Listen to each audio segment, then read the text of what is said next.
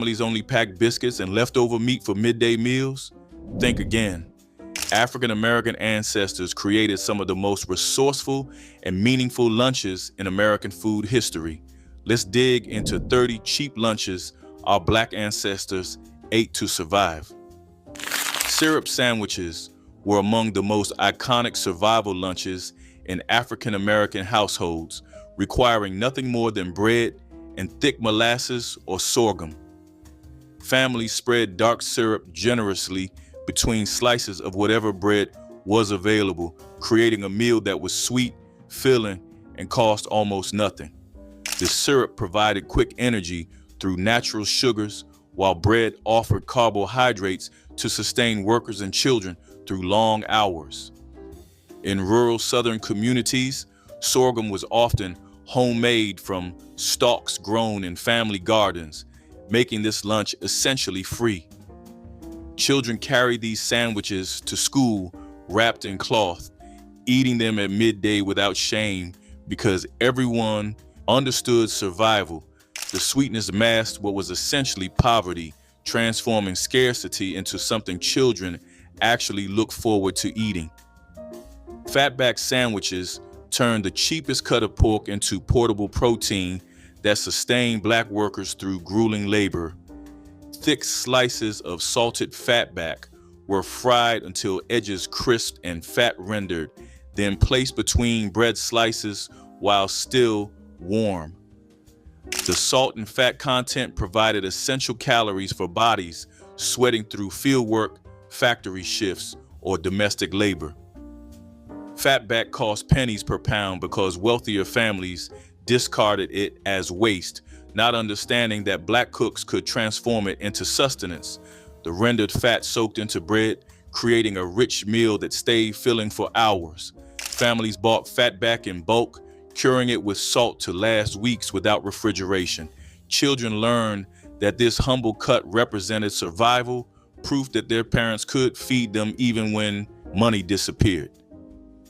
Cold sweet potatoes served as complete lunches, requiring no sandwich making, just a roasted potato carried in a pocket or cloth and eaten by hand.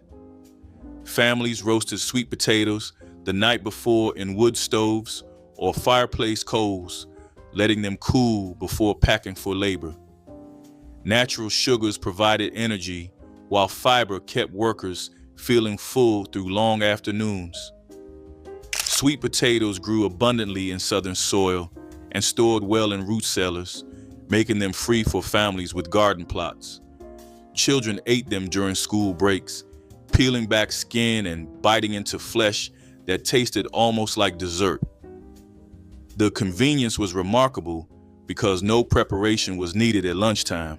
For generations of Black Americans, cold sweet potatoes represented the genius of ancestors who understood that simple foods provided reliable nourishment. Sardine sandwiches became a staple lunch for Black workers who needed cheap protein that traveled well without refrigeration. Canned sardines cost only pennies and provided omega-rich fish that families could trust to remain safe in lunch pails through hot afternoons. The sardines were mashed with whatever was available, sometimes mustard, sometimes hot sauce, sometimes just salt, then spread between bread slices. Factory workers and railroad men carried these, knowing they would taste the same at noon as at sunrise. The fish bones were eaten whole, providing calcium that strengthened bodies doing backbreaking works. Sardine cans stacked easily in pantries, requiring no special storage and lasting months.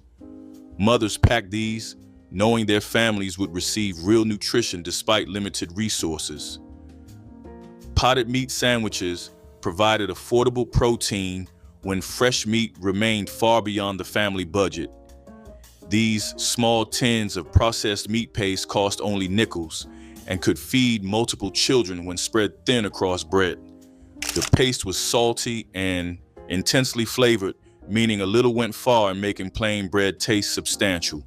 Mothers would open a single tin and divide it among several sandwiches, stretching resources while ensuring everyone ate before school or work.